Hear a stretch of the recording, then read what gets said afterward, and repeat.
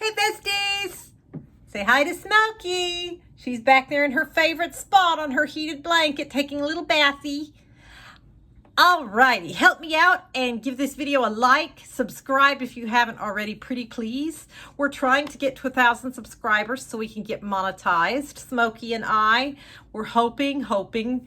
It's a long, slow process, but we'll get there eventually. Alrighty. First up, the books that I DNF'd this week. This one, I thought it sounded good, but it just wasn't doing it for me. It was just boring, so I DNF'd it.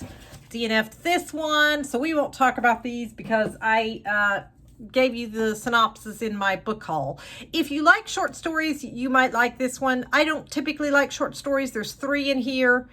I just wasn't filling it for that reason, so that's why I DNF'd. Okay, now, first up, M on the Christmas Train by Alexandra Benedict was a very good, cozy mystery. Retired detective Roz Parker takes the sleeper train to the Scottish Highlands and finds herself right in the middle of a crime scene. When a passenger is found dead, she sets out to uncover the perpetrator before it's too late. I really enjoyed this. I especially enjoyed the setting on the train. I love a locked room mystery. They're stranded on this train because they're in a blizzard and the train ends up coming to a halt and they're stranded. Can't go anywhere. It's such a fun setting for a mystery like this. I gave this one 3 stars.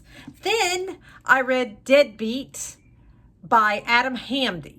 This story follows Peyton Collard, a down-and-out single father struggling to survive when presented with an irresistible opportunity to make life-changing money as a hitman. He can't turn it down.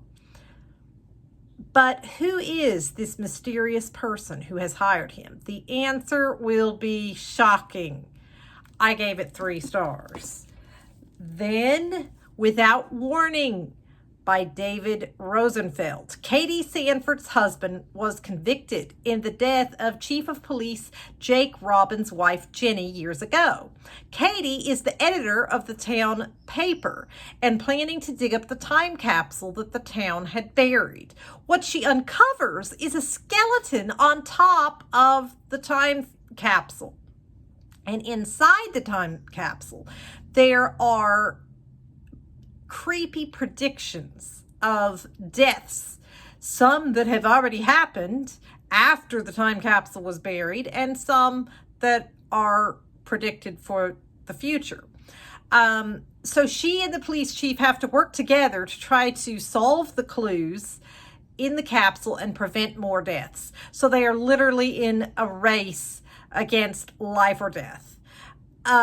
This story culminates in a wild, heart-pounding helicopter chase, FBI, and high stakes. I freaking loved it. 5 stars.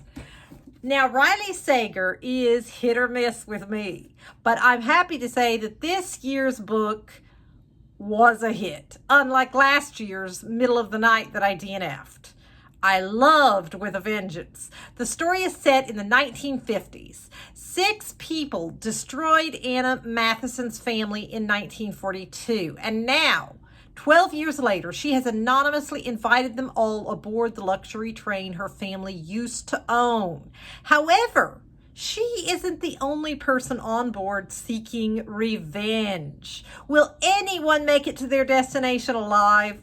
Lots of suspense and action and so many twists that it can be a little hard to follow, but I loved it. The writing style reminds me of his book, The Only One Left. So if you loved The Only One Left like I did, you will love this one as well. I gave it 5 stars. And then we have The Doll's House by Natasha Boydell. It is a deliciously juicy domestic thriller with Desperate Housewives vibes.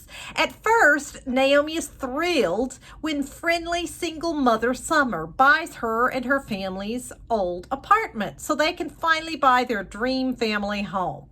But soon, Summer starts showing up at Naomi's new home. She enrolls her daughter in Naomi's daughter's classes. She steals her friends. And she starts to wonder, is she imagining things or is there something odd about Summer? Then one day, while visiting Summer's apartment, she sees a doll's house that looks exactly like her new house. I'm telling you, this story had me on the edge of my seat. It had a great twist, just fantastic. 5 stars. I highly recommend it. Alrighty. Let me know if you've read any of these or if any of these look or sound interesting to you. I would love to hear your thoughts on that. And Smokey, do you want to say bye to our besties? Oh, she's a sleepy baby. She's just chilling over there, enjoying her little blankie. She likes the underside of the blanket because it has, like, it's kind of woolly or whatever. So I pull it back and she sleeps on the underside sometimes. So, all righty. I will see you all next time. Bye-bye.